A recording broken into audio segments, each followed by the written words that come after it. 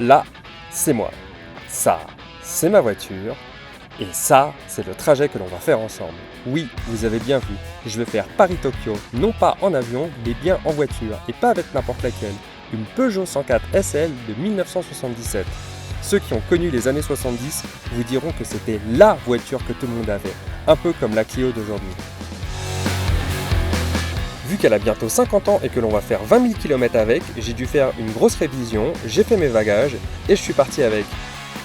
Est-ce qu'une voiture comme ça, à la limite de ne plus pouvoir passer le contrôle technique, va pouvoir aller jusqu'au Japon?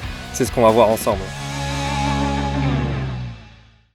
Il est 17h30, ma voiture affiche 71 754 km et je pars officiellement pour le Japon.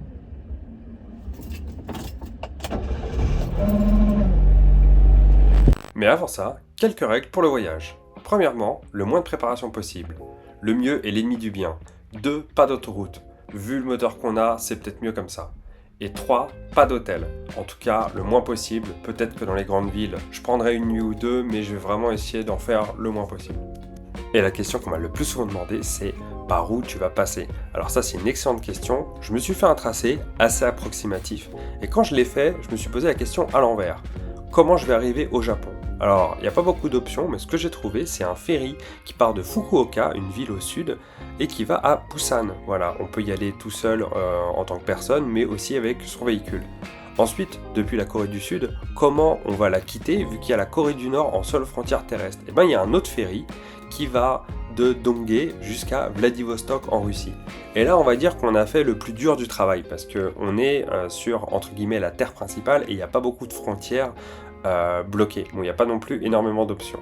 Mais donc, là, ce que j'ai fait, c'est que depuis Vladivostok, j'ai demandé à Google Maps un itinéraire Paris-Vladivostok, ce qui m'a fait une bonne base. Une bonne base, mais qui ne fonctionne pas aujourd'hui à cause des conflits. Car, en fait, la plupart des frontières avec la Russie et les autres pays qui, on va dire, sont liés avec l'Europe, sont fermées. Donc là, il veut me faire passer par la Biélorussie, ça marche pas. L'Ukraine, encore moins. Donc, ce que je vais lui demander, c'est de passer par un des pays où je sais que c'est possible, la Géorgie. Voilà. Donc, en lui demandant de faire un détour par la Géorgie, il me fait passer par la Turquie, qui sera la porte de sortie de l'Europe. Et là, donc, on a un tracé qui fonctionne. C'est-à-dire qu'en Europe, je peux aller où je veux, je passe par la Turquie, Géorgie, Russie, et ensuite je peux aller jusqu'à Vladivostok. Moi, ce que j'aimerais bien faire, c'est ne pas passer les 2/3 du temps uniquement en Russie, donc je vais passer par le Kazakhstan et également la Mongolie.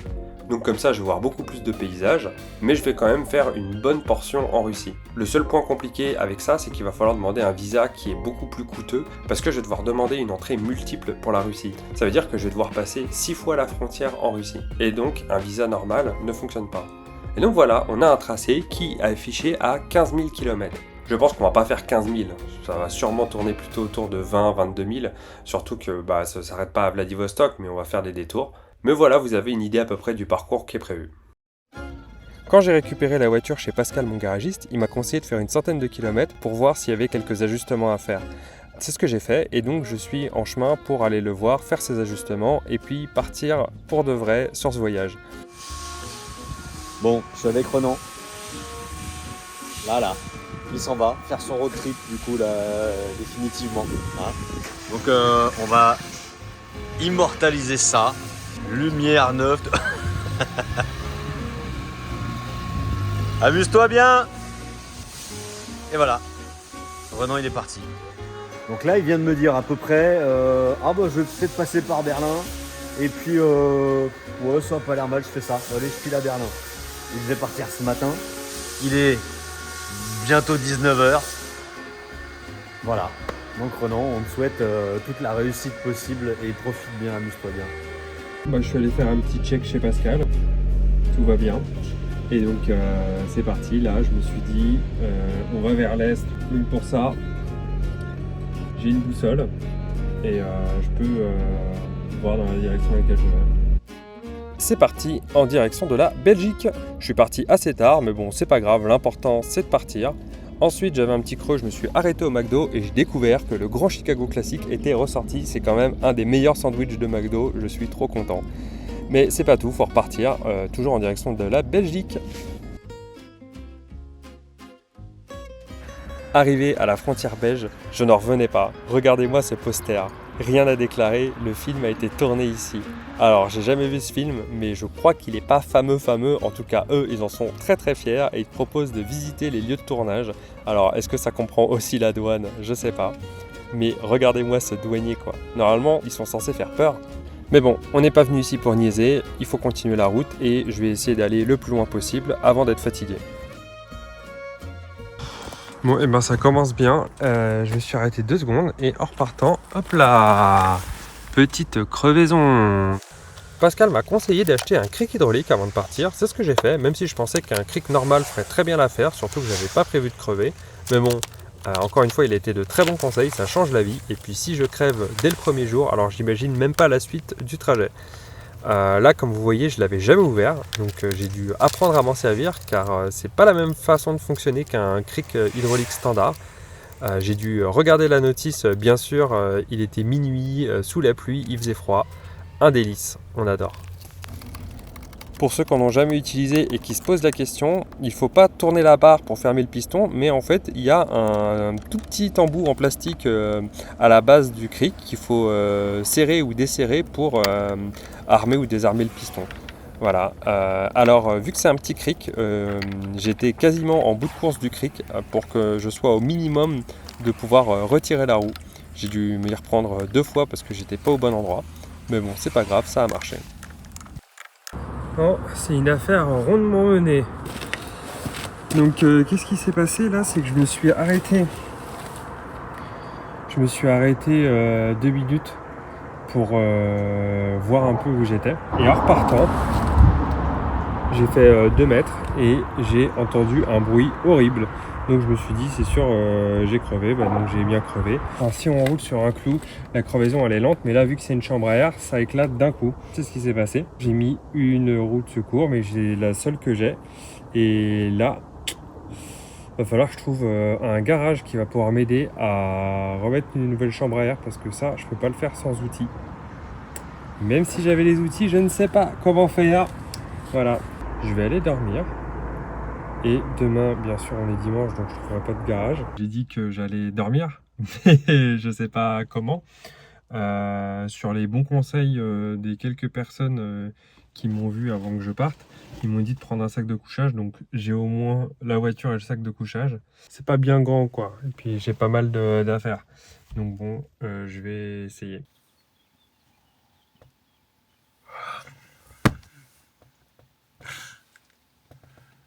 Salut. J'ai connu mieux comme nuit, hein, parce que c'est pas très grand comme espace pour dormir. Ça fait un peu quand tu essayes de dormir dans l'avion ou le train, les jambes un peu pliées. Il est 5h du mat, je crois là. Forcément, je peux pas fermer les volets. Les images parlent d'elles-mêmes, mais bon, vous le voyez, ambiance froide et humide. Mais c'est pas grave, la vie continue et nous on continue en direction de Liège.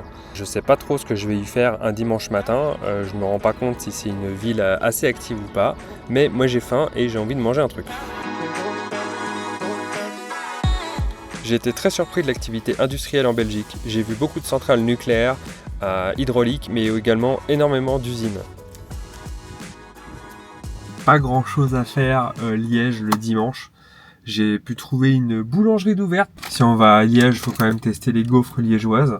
Donc là, c'est une gaufre vanille. Il y avait vanille ou cannelle, je crois vanille. Oui. Ils avaient aussi un autre truc que j'avais jamais vu. Voilà, ça c'est un croissant brioché sucre.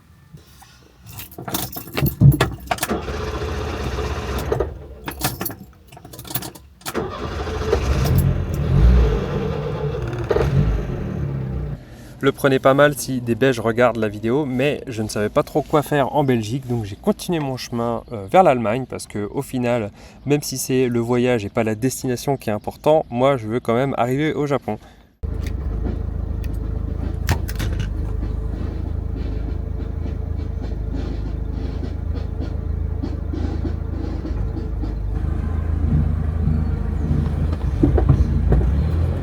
Ensuite, je suis allé à Phantasialand, un parc d'attractions qui est à la frontière entre l'Allemagne, la France et la Belgique, donc vraiment pas loin d'Europa Park. Et là, ça a été le vrai coup de cœur. Au début, j'étais un peu perplexe en arrivant car le parc est collé à une grande ville et on a vraiment l'impression que ça va faire la taille d'une fête foraine. Mais en arrivant dedans, j'ai tout de suite compris que tout était très dense mais vraiment bien pensé. On a vraiment l'impression d'être dans une vraie ville. Les décors sont somptueux, les attractions sont incroyables et je pense que c'est ce parc qui devrait être en tête d'affiche quand on parle de parc d'attractions en Allemagne. Car oui, Europa Park c'est gigantesque, il y a beaucoup d'attractions, mais quand on regarde de plus près, elles sont assez vieillottes et il n'y a que 2 ou 3 grosses attractions qui valent le coup, là où ici il y en a peut-être 7 ou 8. C'est assez dingue, car même au parc Astérix, on doit en avoir quoi, 3. J'ai été également surpris par les temps d'attente sur les grosses attractions, on était entre 5 à 30 minutes, même avec les queues spéciales pour être au premier rang.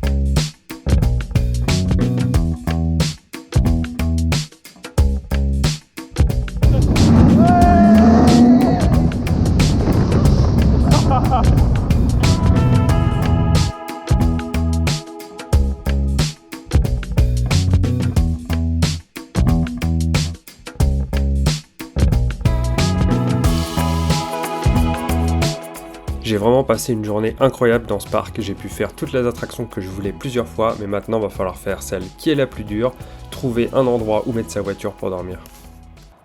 Résumé de la deuxième journée, journée beaucoup plus cool vu qu'on n'a pas eu de crevaison ni de panne. Je suis rentré en Allemagne, j'ai pu voir un peu la conduite allemande qui est assez cool. Les gens sont plutôt tranquilles, c'est-à-dire que s'ils veulent te doubler, ils te le font comprendre, mais ils font pas du forcing comme on peut en connaître en France. Et donc ça c'est le spot que j'ai trouvé hier soir pour dormir. Ça m'a pris quand même, je dirais, bien 30 minutes avant de trouver un truc qui coche toutes les cases, c'est-à-dire un endroit où je suis tranquille, où il n'y a pas de passage, qui n'est pas une propriété privée où tu déranges personne. Donc c'est plutôt sympa. Alors de nuit, hein, c'est pas pareil. Trouver un spot comme ça, ça paraît simple, mais c'est pas si évident que ça parce qu'on arrive vite dans des endroits qui ont l'air abandonnés et on se dit bon bah tranquille, je gêne personne. Et en fait, il y a des panneaux interdits de stationner, on va appeler ta mère, les flics, il y a une amende, on va retirer ta voiture. Donc je sais que c'est sûrement juste pour faire peur et contre les squatteurs. Mais je pouvais pas m'empêcher de me dire qu'à 3h du mat, ça allait toquer à ma fenêtre. J'allais être dans mon sac de couchage et qu'il allait avoir des gyrophares et qu'on allait me dire Ich bin, je sais pas quoi. Je comprends pas l'allemand, j'avais pas envie de penser à cette éventualité. À un moment, je tombais sur un parking qui avait l'air vide et en fait, c'était le parking de Nobel, voilà, l'entreprise de Alfred Nobel qui a inventé la dynamite. Voilà, donc c'est un peu Dassault quoi. C'est le truc qui fait des armes en Allemagne.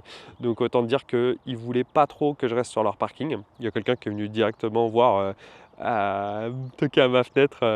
C'était ambiance. Ah non, ça va pas être possible, ce n'est pas possible. C'est pas possible, monsieur. Donc là, je suis sur l'entrée d'un champ, mais l'entrée est très très large. Donc je me suis dit, si un tracteur veut passer, si 2 tracteurs veulent passer, ils peuvent passer en faisant la course, il n'y a pas de souci. L'objectif, ça va être de trouver un garagiste pour réparer la roue. Et la deuxième, ça va être de trouver un endroit pour se laver, car je suis un gros crado et que ça fait 3 jours que je porte les mêmes fringues. Premier garage trouvé, ils m'ont rembarré, ils m'ont dit qu'ils n'avaient pas de place. Deuxième tentative dans un Euromaster, ils sont super sympas, vous parlez pas anglais ni français, moi je parlais pas allemand, donc on a fait une belle team. Il a retiré le pneu, il a retiré la chambre à air, il m'a montré les dégâts de la chambre à air, franchement c'est pas fameux quoi. Maintenant qu'on a fait ça, faut trouver une nouvelle chambre à air parce que si je recrève, c'est quand même bien d'en avoir. Et là, je viens d'utiliser mon stock, j'en avais qu'une. Donc je pense que je vais en acheter 2, 3, voire peut-être même 4. On sait jamais. C'est pas pour la place que ça prend. Je sais pas qui a ça ici. Je vais peut-être même devoir aller dans les magasins agricoles si je trouve rien, mais bon, on va voir ce que ça donne. Je suis allé dans un magasin qui avait l'air pas très très grand et le gars, je lui montre la référence, il me dit ouais bien sûr j'en ai, par contre je les vends par paquet de 100. Je me suis dit quoi? Alors déjà j'étais trop surpris parce que le mec parlait en anglais impeccable et il m'a dit ah non en fait c'est la chambre à air que tu veux, il pensait aux valves et il m'a renvoyé vers ce magasin là qui s'appelle Reifenmüller et donc je leur ai demandé, ils m'ont dit qu'ils pouvaient le commander pour demain. Mais bon, ça m'immobilisait un jour. Il a regardé, il m'a dit bah voilà, dans telle ville, on a un magasin de notre réseau, je crois qu'ils en ont. Et il a appelé, le gars a dit ouais, bah j'en ai 3. Bah demain, j'y serai et je pourrai avoir mes 3 chambres à air. Comme ça, je serai un peu plus serein parce qu'à ce qui paraît, on crève une fois tous les 5 ans. Bon, là, je devrais être tranquille pour 5 ans, mais j'y crois pas trop.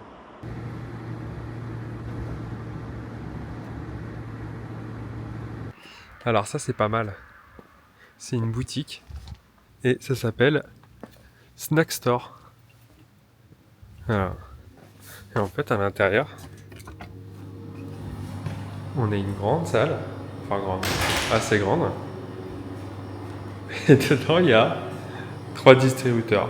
Et tu peux acheter bien sûr ce que tu as besoin pour le soir, c'est-à-dire 3 saucisses. Ou du gouda, tu vois, genre l'urgence à minuit ou une plaquette de beurre. On commence la 4e journée et regardez-moi ce spot. Franchement, je suis assez fier de moi parce que je l'ai trouvé très vite. Il n'y a pas du tout de passage et regardez-moi cette vue. Ça fait vraiment plaisir de voir ça au réveil. Prochaine étape, brossage de dents et ensuite on va aller chercher les chambres à air.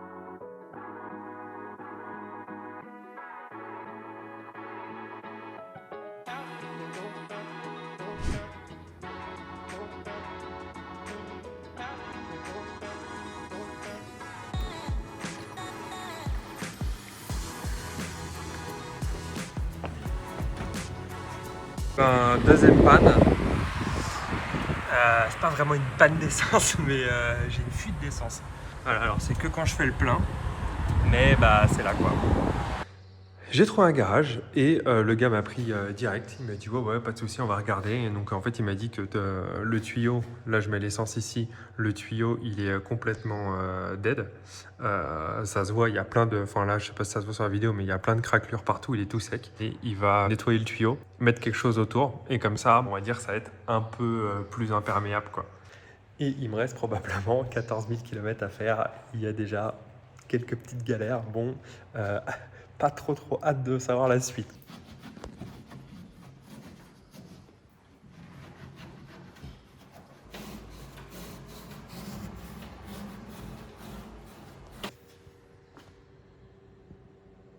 Finalement, premier test, pas concluant. Donc on va voir pour en remettre une couche. La fuite, elle est à la base, juste ici, parce que sinon ce serait trop simple. Donc on a fait un plein d'essence, enfin juste 1 litre pour checker. Et il y avait la fuite ici.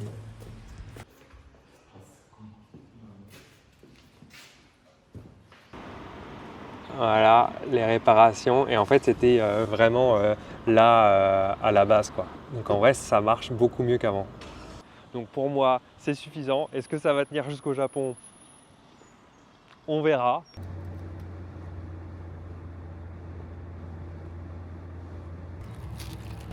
Mission réussie, je suis à Poznek et j'ai récupéré mes chambres à air.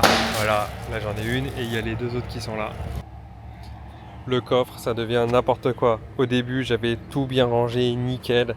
Et ensuite, il y a eu la crevaison à minuit. Et là, j'ai dû tout sortir. Bien sûr, mes outils, je les ai mis le plus profond dans le coffre parce que je partais du principe que c'était les choses que j'allais le moins avoir besoin d'utiliser. Et donc, j'ai mis d'abord au-dessus les vêtements, la trousse de toilette, tous les trucs que j'allais utiliser tous les jours. Et en dessous, j'ai mis les outils. Bien sûr, bah voilà, ici j'avais mon cric, donc j'ai dû tout retirer. J'ai tout remis en vrac le plus vite possible.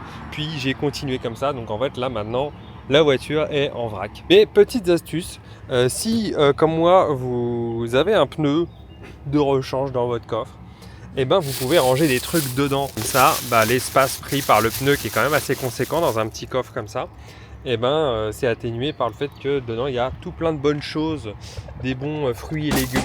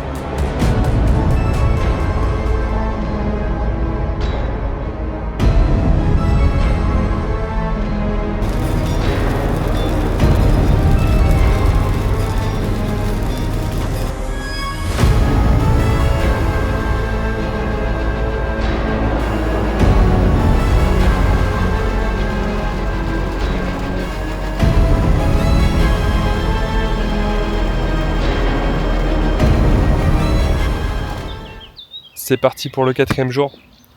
Voilà le spot, 2 jours. Hein. C'est beaucoup moins effrayant sans l'orage. Rien de particulier à dire, c'était juste des champs avec une petite route pas trop utilisée. Ce que j'avais remarqué, c'était cette route-là sur internet. Je m'étais dit, ah ça peut être pas mal. Et quand j'ai vu l'état, je me suis dit, non mais laisse tomber, jamais je vais là, je vais encore crever. Maintenant, je commence à avoir une phobie de crever. Donc en fait, tout au bout, c'est une station d'épuration. Et je me suis dit, là c'est sûr, pendant la nuit, personne va venir là, je vais être tranquille, je vais être caché un peu par les arbres. Mais au final, les gens vivent leur vie. Donc quand tu es assez loin des maisons, là il y a des maisons tout au bout là-bas, mais bon, ils te laissent tranquille. On a une météo qui est vraiment pas ouf. Donc qui dit météo pas ouf, dit parc d'attractions pas ouf. Je viens d'en voir un sur internet. Il a pas l'air dingue. C'est-à-dire que quand on regarde les avis, c'est pas que des 1 étoile, mais c'est que des 4-5 ou des 1. De ce que j'ai lu, c'est qu'en fait, il y a pas mal d'attractions pour enfants qui nécessitent de faire plus d'1,20 m. Donc en fait, il y a plein d'enfants qui ne peuvent pas le faire. Je ne sais pas quelle taille ça fait un enfant, mais sûrement moins d'1,20 m. Et le deuxième point, c'est que il n'y a pas non plus... il n'y a pas l'air d'avoir beaucoup d'attractions pour adultes. Ah oui, surtout, c'est que c'est pas cher. Voilà, le parc, je crois que c'est 45 € la place. Vu comment on m'a vendu le parc, on m'aurait dit 20 €, j'aurais dit allez vas-y, c'est quoi, c'est 20 €. 45 €, on rentre dans le territoire parc Astérix, on va voir. Je pense que ça va être un peu gaze. Voilà, je pense que ça va être un peu gaze.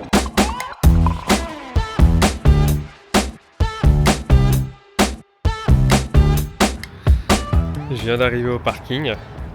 Le parc est déjà ouvert, mais le parking il est de chez vide. Et ça compte aussi les employés quoi, parce que les employés viennent en voiture et se garent dans le parking.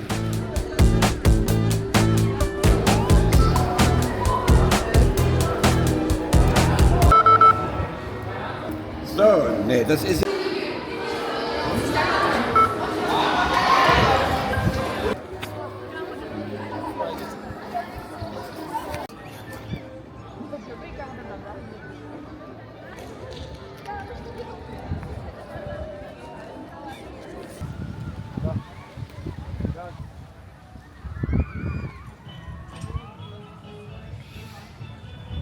Ok. Quand je vois le nombre de personnes dans le parc, finalement je suis plutôt content que ça soit à ce prix-là, parce que je me dis sinon comment ils feraient pour maintenir une sécurité dans les attractions. Alors peut-être qu'ils le font pas.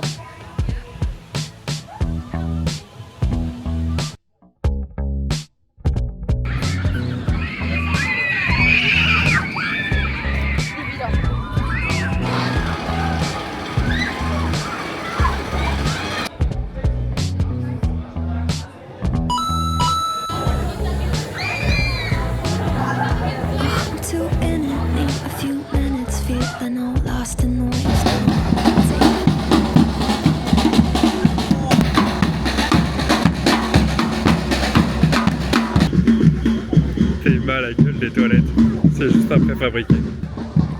En fait, il y a une vibe comme le parc Astérix, sauf qu'il manque une grosse partie des décors, la musique, les installations. En fait, ouais, on dirait un parc Astérix qui est en cours de construction.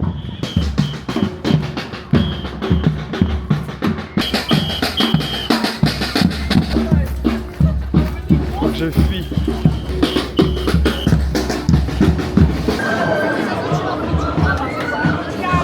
Ça c'était le quartier western avec une seule attraction. Puis toujours les trucs que personne fait. Et j'ai l'impression qu'il y a une attraction par quartier. Il y a des chemins comme ça et on se dit bon ça c'est un truc qui va je sais pas moi vers des bureaux ou des trucs pour le staff. Non c'est un chemin officiel.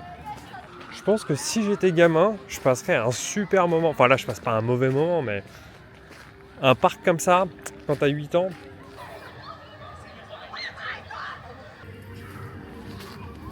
Je me suis perdu dans un labyrinthe.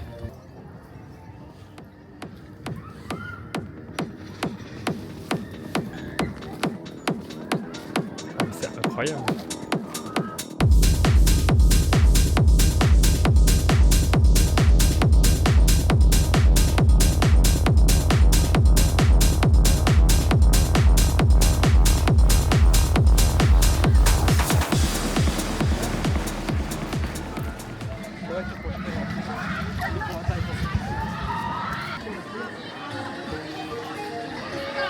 J'ai aucune idée d'où est l'entrée de l'attraction. Il n'y a pas de panneau, il n'y a rien quoi. Ah ouais, à mon avis ça doit être là-bas. Ça doit être dans cette maison.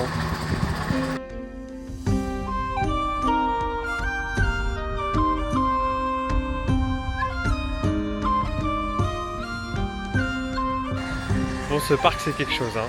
C'est assez vide, il y a beaucoup d'arbres.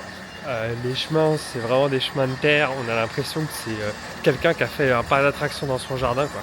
Après, il y a des attractions qui ont l'air fun, hein. Enfin, ça là, ça a l'air marrant. Je ne l'ai pas encore fait. J'ai jamais vu un parc avec une sécurité aussi douteuse. Là, si on a envie, n'importe qui là peut sauter, juste sauter, et qu'on tend le bras, squeak. En fait, le truc, c'est de trouver l'entrée. C'est ça la vraie attraction.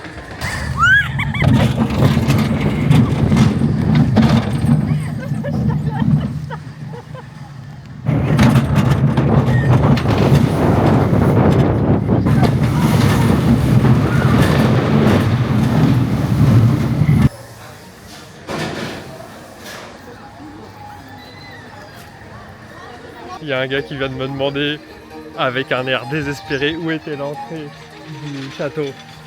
Et je lui ai dit, mais je suis pareil mec, j'ai galéré autant. Mais je lui ai donné, hein, je gatekeep pas. Hein.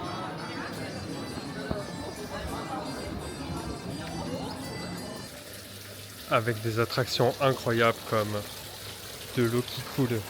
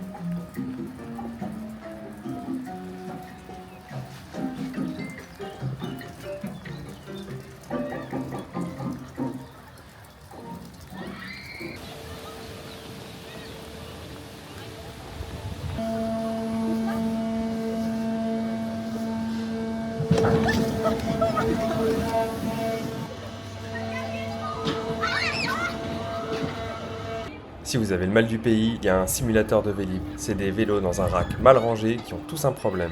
Mais ici, c'est fait exprès. Et si votre enfant est fan de chantier, il pourra s'éclater comme une bête sur cette mini pelleteuse. C'est vraiment un truc qu'on peut trouver qu'en Allemagne. En fait, quand je vous dis qu'il n'y a personne, juste tu peux te servir. Il n'y a pas d'employé, il n'y a rien. Là, il y a les cuisines, je peux aller me faire des frites. Je suis pas d'accord avec le commentaire, c'est un peu gaze. Enfin, c'est un peu gaze, mais en vrai, il y a plein de trucs bien. C'est juste que ce qui est nul, c'est que c'est 45 € quoi. Après, un bon point pour eux, le parking est à 5 €. Et ça, j'ai jamais vu ça dans un parc. Déjà, Fantasia, je sais plus combien c'était, mais je crois que c'était genre 8 ou 7 € et je trouvais ça vraiment pas cher. Parce que si vous allez à Disneyland Paris, c'est, je sais pas, 30 €. Les repas, assez cher. J'avais vu un commentaire où quelqu'un disait que c'était pas cher, ou même que tu avais le droit de la bouffe gratuite avec ton ticket. Alors bon, je parle pas allemand. C'était genre 11 balles pour une saucisse et des frites. On entend des musiques de Disney et j'ai mis Shazam. En fait, c'est des musiques de parcs de Disney. Ils sont carrément allés chercher des musiques d'autres parcs d'attractions.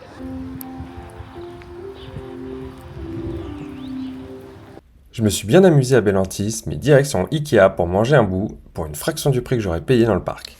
Ensuite, ça part à la recherche d'un Décathlon dans un centre commercial pour m'acheter une tente. Car je dois vous avouer que dormir dans la voiture, je peux le faire une semaine, mais je vais pas le faire pendant plusieurs mois. Pas de grande différence ici, à part leur slogan qui est Sport for All et All for Sport. J'ai été traité comme un roi. Les vendeurs étaient vraiment à l'écoute, ils m'ont aidé à choisir la tente, ils m'ont même fait des démonstrations.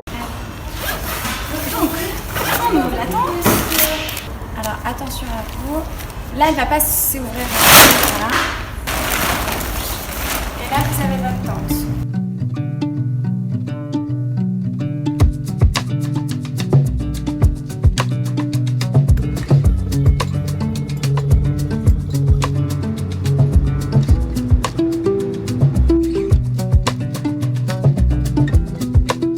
In welchem Hotel? In welchem Hotel wohnen Sie? L'hôtel Séjournez-vous.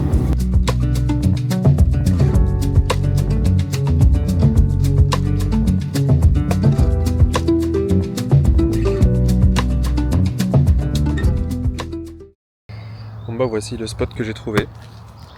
J'ai un tout petit peu galéré, mais je suis tombé sur une voie dans une ville. Là on est à l'intérieur d'une ville, mais il y avait vraiment l'air d'avoir aucun passage. Moi j'avais ça comme vue. C'est ok. On est caché, on dérange personne. On part ensuite pour Berlin. Et regardez-moi ça. Que des champs à perte de vue, aucun trafic, alors qu'on n'est qu'à quelques kilomètres du centre-ville. C'est comme si on était à la Courneuve ou à Montreuil à Paris, sauf que là c'est que des champs, des routes super belles, aucun trafic, aucun klaxon. Je suis arrivé à Berlin, j'ai trouvé une place. Alors est-ce que c'est une vraie place? Est-ce qu'il faut payer? Faut pas payer? Faut un truc résidentiel? J'en sais rien. Si vous pensiez que ma voiture était vieille et rouillée, regardez un peu celle-là. Je sais pas ce que c'est comme modèle, mais elle a l'air d'être là depuis un petit moment et d'avoir une sacrée histoire derrière elle. Ensuite, j'ai rencontré ces deux Américains avec qui on a pas mal discuté. Mission annexe pour trouver un coiffeur, ou devrais-je dire ici freezer. Premier coiffeur, pas dispo. Deuxième coiffeur, dispo. Alors, qu'est-ce que vous pensez de ma coupe? Pas mal, non? C'est allemand. J'ai trouvé un parking défiant toute concurrence pour seulement 5 € par jour et ensuite je suis allé à mon hôtel. Alors je sais, j'avais dit que je prenais pas de chambre d'hôtel, désolé j'ai cassé mon ramadan, mais après ça, promis j'arrête, enfin sauf cas de force majeure, mais normalement, maintenant que j'ai ma tente, ça devrait le faire. Mais pas le temps de se reposer, j'ai une amie qui m'a proposé de faire un tour de la ville. Oh, they're not dancing anymore. People who do TikToks there. But there's also people who do actual dance lessons like down there, which looks cool.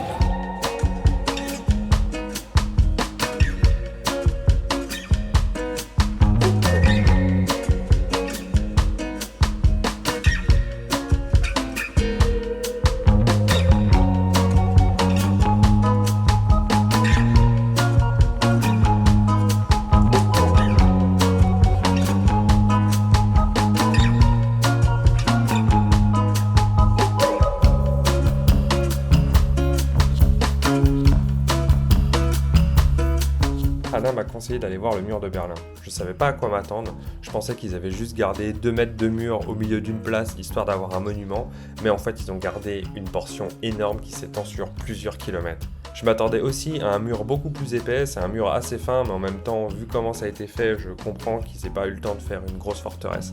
Et sur le mur, il y a énormément de fresques et de tags. J'étais persuadé que c'était des fresques qui dataient d'il y a quelques années, faites par des artistes indépendants.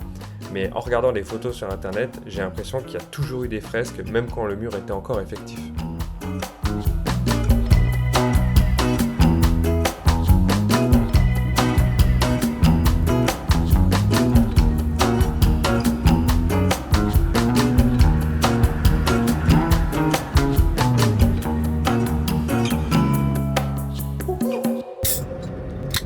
On enchaîne avec un haul rêvé, c'est un supermarché en Allemagne. On a un hot dog sésame pour seulement 40 centimes. C'était vraiment très très bon, surtout pour le prix. Et ensuite, des corn dogs Aost. Alors ça, j'étais vraiment très curieux parce que bon, Aost, ils font des produits très corrects. Mais là, l'odeur, elle est vraiment infâme. Et le goût, bah, il allait avec quoi.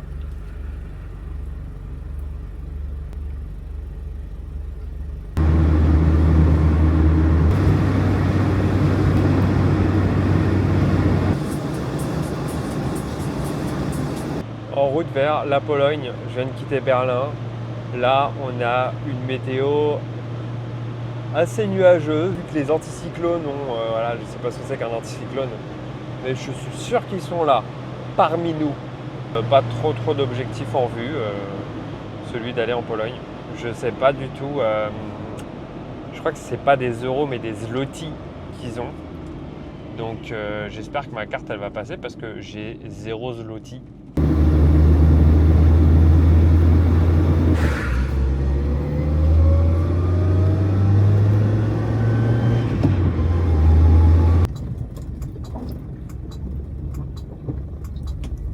Je me suis arrêté sur ce qui me semblait être une aire d'autoroute pour grignoter un bout, mais ça s'est pas vraiment passé comme prévu. Yeah, so from... On YouTube? Yes. Okay. Wie? Renan? Morgen Breakfast hier. Breakfast. Ja? Ja? À peine arrivé, j'ai été adopté par une famille qui est en train de fêter l'anniversaire d'une gamine et ils m'ont même proposé qu'on prenne le petit-déj ensemble le lendemain matin. Mais la conversation a pris un tournant un petit peu bizarre. Nazi hier. Nazi, KZ. Krakau. Kannst du KZ gucken? Hitler. Arbeit macht frei. Au final, la seule personne qui parlait anglais m'a expliqué qu'il voulait me dire que vu que j'allais en Pologne, il fallait que j'aille visiter les camps et tout ce qui était lié à l'histoire de la Seconde Guerre mondiale. Ah non, ist noch ein bisschen KZ, ja. KZ, ja. Trinken. Hier, komm. Na zdrowie. Nee, warte, Oilfilter, alles. Yeah, I am a smart mouth. How do you think I wonder where I am, who I am by now? Just another minute till we sisters sign off. So if you're not winning, wave bye bye bye. Babe, I got a third eye. I don't do receipts. I'm a witch. Fill me up for my switch. I'm a devil in disguise. But I'm hypnotized. They don't even know this. They're in on the ride of their life lifetime. Looking at the controlling. Hype me up, we're gonna have a real bad time. They don't even know this. They're in on the ride of their life lifetime. Looking at the controlling. Hype me up, we're gonna have a real bad time. I'm a witch, I'm a bitch. Fuck you up until you die. With my trashy attitude and my demons in the mood. As the prey become the huntress, I've got them all confused. I will never be enslaved to the ideas they infuse. I'm so horror, nothing more than morning creatures being used. Didn't stop it, get what appendix where obsessed with being praised. Vein so well, you are too crafty, we have made this homework, yeah. They don't even know this. They're in on the ride of their life lifetime. You cannot control this. Hype me up, we're gonna have a real bad time. They don't even know this. They're in on the ride of their life lifetime. You cannot control this. Hype me up, we're gonna have a real bad time. Ja, ja.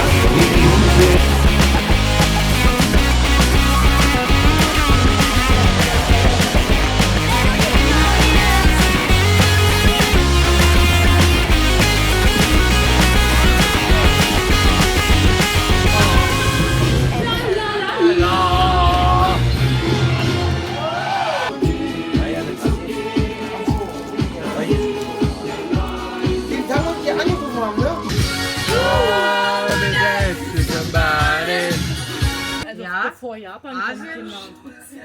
Er muss Wasser. Habt ihr in Erdkunde ganz hinten gesessen oder was? Ja. Er muss, Japan muss auf die Schere. Geografie Wer fährt von Paris nach Japan? Schlafen, Auto? Ja. Campingplatz oder? Ja. Ich bin 57 Jahre. Wie alt du? 31. Wie viel? 31. Ich bin... Naja, was? Nicht?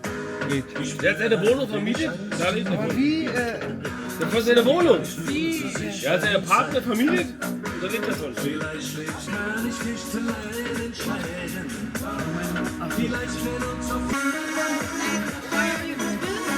Was? 1977. Ersatzteile, alles im Auto, aber auch ein...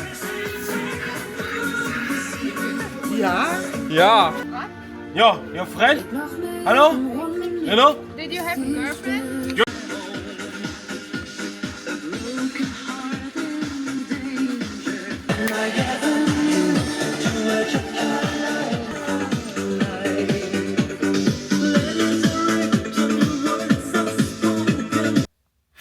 Bon, la soirée est finie.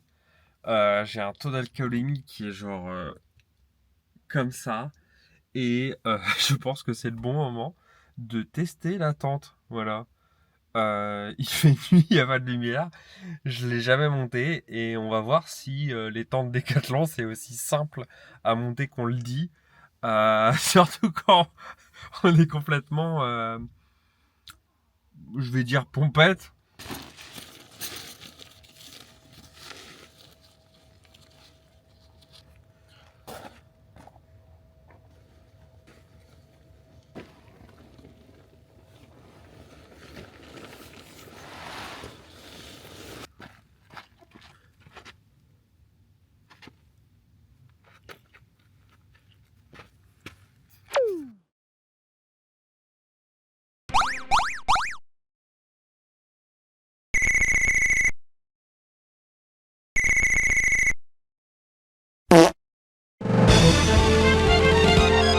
Mission complete.